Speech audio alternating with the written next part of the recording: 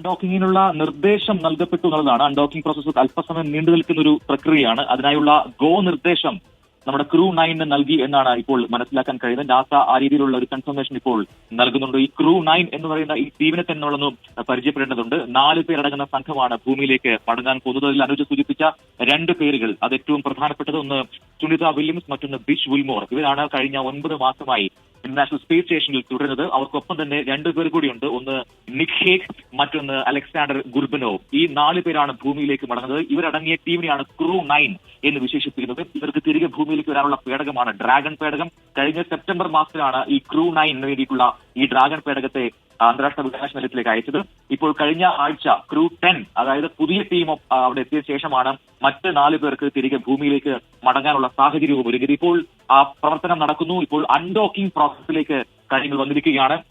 കഴിഞ്ഞ സെപ്റ്റംബർ മാസത്തിൽ ഡോക്ക് ചെയ്യപ്പെട്ട ക്രൂ 9 ഡ്രാഗൺ പേടകത്തിനെ അൺഡോക്ക് ചെയ്യാനുള്ള നിർദ്ദേശമാണ് ഇപ്പോൾ നാസ നൽകിയിരിക്കുന്നത്. അൺഡോക്കിംഗ് എന്ന് പറഞ്ഞാൽ നമുക്കറിയാവുന്നതാണ്. കാരണം ISRO കഴിഞ്ഞ 2 ആഴ്ച മുൻപാണ് ഈ അൺഡോക്കിംഗ് ആൻഡ് ഡോക്കിംഗ് പ്രോസസ്സ് വിജയകരമായി പരീക്ഷ. അതുകൊണ്ട് തന്നെ നമ്മുടെ പ്രേക്ഷകർക്ക് നമുക്കെല്ലാം എന്താണ് ഡോക്കിംഗ് ആൻഡ് അൺഡോക്കിംഗ് എന്ന് അറിയാം.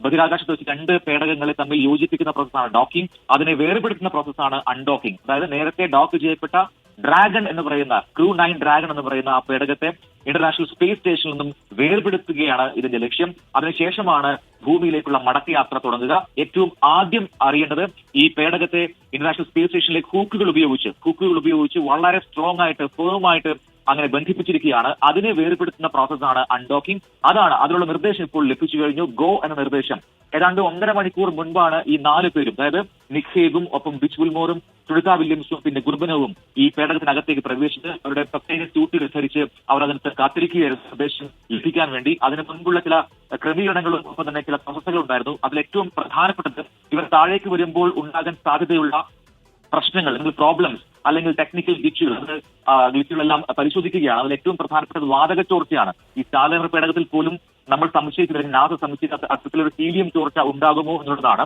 അപ്പോൾ അത്തരം വാതക ചോർച്ചകൾ, പ്രത്യേകിച്ചും ഇവിടെ സ്യൂട്ടിലുള്ള ചോർച്ചകൾ, ഇതെല്ലാം ടെസ്റ്റ് ചെയ്യാനുള്ള സമയമായിരുന്നു കഴിഞ്ഞു പോയത്. ആ 1.5 മണിക്കൂർ സമയം പൂർത്തിയാക്കുന്നു. വിജയകരമായി അവർ ആ ഘട്ടം പിന്നിടുന്നു. ഇനി ഇപ്പോൾ ഉള്ളത് അൺഡോക്കിംഗ് പ്രോസസ്സാണ്. അതിനുള്ള സ്റ്റാർട്ട് നിർദ്ദേശം, ഗോ നിർദ്ദേശം ലഭിച്ചു കഴിഞ്ഞിരിക്കുന്നു. ഇനിയുള്ളത് ത്രസ്റ്ററുകൾ പ്രവർത്തിപ്പിക്കുക എന്നുള്ളതാണ്. ആ ത്രസ്റ്ററുകൾ പ്രവർത്തിപ്പിച്ച് ഈ പേടകത്തെ, അതായത് ക്രൂ 9 ഡ്രാഗൺ പേടകത്തെ ഇന്റർനാഷണൽ സ്പേസ് സ്റ്റേഷനിൽ നിന്ന് ഒരു നിശ്ചിത അകലത്തിലേക്ക് മാറ്റുക എന്ന പ്രോസസ്സാണ് പിന്നീട് നടക്കാൻ പോവുക. അങ്ങനെ ഒരു അകലം പാലിച്ച ശേഷമാണ് അടുത്ത ത്രസ്റ്ററുകൾ പ്രവർത്തിപ്പിക്കുക. അങ്ങനെ ഘട്ടം ഘട്ടമായി ത്രസ്റ്ററുകൾ പ്രവർത്തിപ്പിച്ചാണ് അടുത്ത യാത്ര ഭൂമിയിലേക്ക് ഈ പേടകം നടത്താൻ പോകുന്നത്. 17 മണിക്കൂർ സമയമെടുത്താണ് ഭൂമിയിലേക്ക് ഇവർ എത്താൻ പോകുന്നത് എന്ന കാര്യം ശ്രദ്ധേയമാണ്.